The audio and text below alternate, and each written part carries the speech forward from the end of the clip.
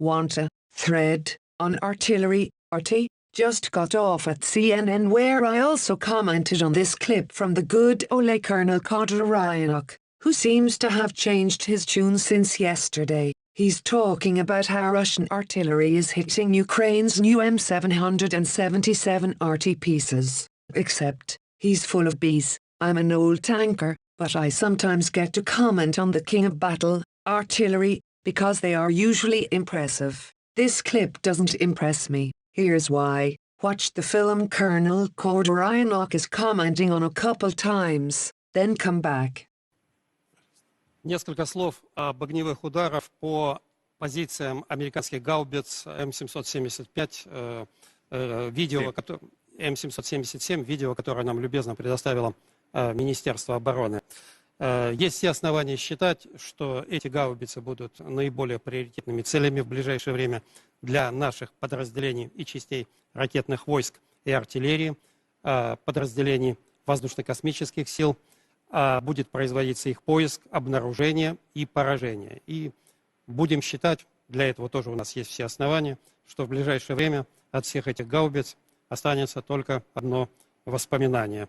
И я думаю, такая задача перед вооруженными силами стоит, и в ближайшее время она будет реализована. Теперь, что касается слухов, распространяемых украинской стороной, это действительно слухи, что якобы у них какие-то есть крупные успехи, контратаки, чуть ли не контрудары, и даже чуть ли они готовятся к переходу в контрнаступление, то лучше всего, что вот несостоятельность этих утверждений продемонстрировать на примере острова Змеиный.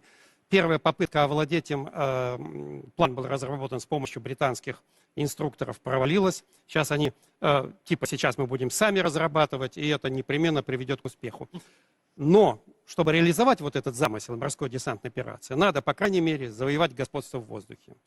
В течение ближайших нескольких месяцев такая возможность вооруженных сил Украины отсутствует.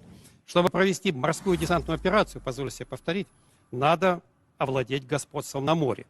Но пока на Черном море есть Черноморский флот, ни о каком господстве Черноморского флота Украины говорить как-то не приходится. А на его создание уйдут в лучшем случае годы, а то и даже десятилетия.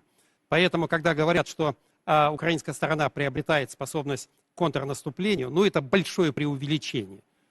А что касается действий нашего Верховного Главнокомандования, то вот есть все основания, что реализация этих замыслов в ближайшее время неприятно удивит украинскую сторону. И мы полагаем, что события будут развиваться исключительно в этом направлении. Okay, here's what's happening. A Ukrainian M777 is in a firing position, obviously getting set up for a shoot. Gun is unlimbered, not being towed by its truck. The truck is in the tree line, and there's a few soldiers walking around the vehicle. Then, incoming, the round lands. Except, the round doesn't land on the M777. It lands nearby. W-towed artillery. A round almost has to land on the howitzer to destroy it. It doesn't. It may be slightly damaged, or maybe not. Doesn't appear any Ukrainian soldiers are hurt or wounded. Maybe, but maybe not. Colonel Khodaryonok keeps talking, but you see the M777 relimbers to the truck and moves into the woods. Good job. Covered and concealed positions. Then the clip shows a barrage of rounds, some hitting the woods, most hitting the dirt field. No indication of any hits on Ukrainian arty.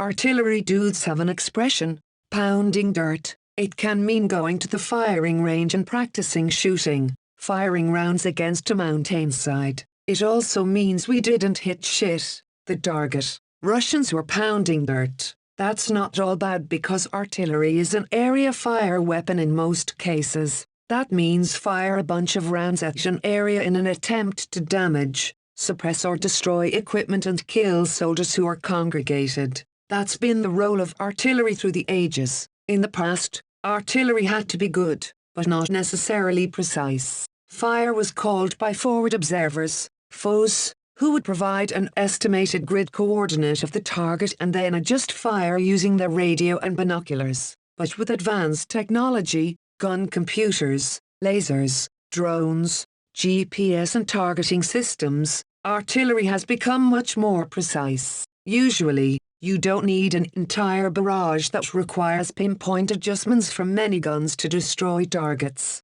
There is now precise targeting. Rounds can be guided in using laser from foes or aircraft, or even drones. Some artillery rounds have GPS guidance, where the round is fired from the gun but then flies to the target. The M777 is connected to a fire control computer that calculates wind, weather, data. One other thing, regarding this particular engagement, usually self-propelled, SP, guns are valuable to a maneuver force. They can keep up with the fast-moving tanks, providing fire. That's what the Russia have, but self-propelled arty has cons as well. SP guns, 1. Need a lot of logistics to keep the track running right. Every time the gun goes off, or the track runs over tough terrain, it rattles the vehicle. 2. SP guns are a bigger target, and crews of SP guns are on the inside. That makes for more casualties. 3. If a round hits near an SP gun, it may not damage the gun, but it may destroy the carrier. That usually doesn't happen with towed cannons. 4. The crew of a towed system is fewer, meaning less casualties. The M777 is perfect for Ukraine at this stage. It's accurate, small crew, light logistics, quick, can hide easily, doesn't have propensity for as much damage. Bottom line is this: Ukrainian can win the artillery fight. Russian arty can cause a lot of damage when firing against civilian targets, as that doesn't require precision. The M777, part of the Striker Brigade I commanded and the Division 1 led in combat, is one hell of a great gun, and Colonel Khodaryonok should go back to stating how bad Russia is doing in this war, and not propagandizing the poor effects of Russian artillery against Ukraine.